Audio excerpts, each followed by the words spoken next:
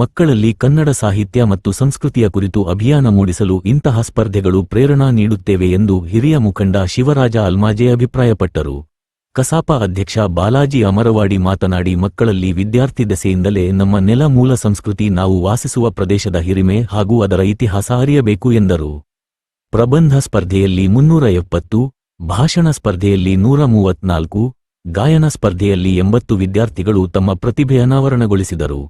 ಈ ಸಂದರ್ಭದಲ್ಲಿ ಕಾಲೇಜು ಪ್ರಾಚಾರ್ಯರಾದ ಡಾ.